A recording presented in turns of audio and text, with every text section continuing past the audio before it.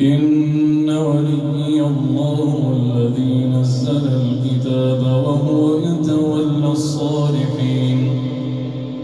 والذين تدعون من دونه لا يستطيعون نصركم ولا أنفسهم ينصرون وإن تدعوهم إلى الهدى لا يسمعون وتراهم ينظرون إليك وهم لا يبصرون خذ العفو وأمر بالعرف وأعرض عن الجاهلين وإما ينزغنك من الشيطان نزغ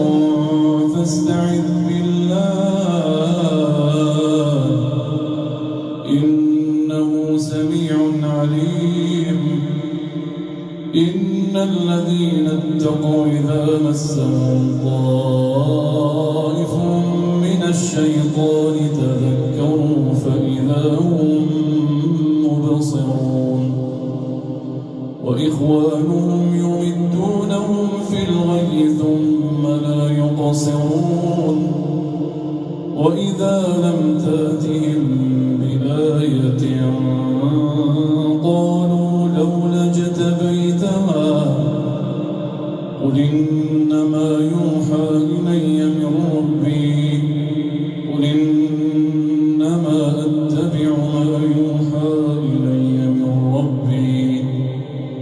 هذا بصائر من ربكم وهدى ورحمة لقوم يؤمنون وإذا قرئ القرآن فاستمعوا له وأنصتوا لعلكم ترحمون واذكر ربك في نفسك تضرعا وخيفة ودون الجهر من القول بالغدو والآصال ولا تكن من الغافلين إن الذين عند ربك لا يستكبرون عن عبادته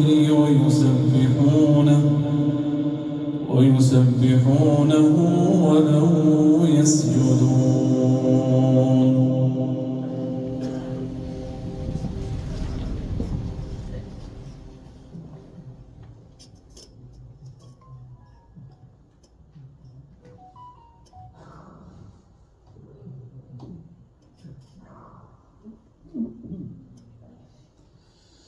يسألونك عن الأنفال قل الأنفال لله والرسول فاتقوا الله وأصلحوا ذات بينكم وأطيعوا الله ورسوله إن كنتم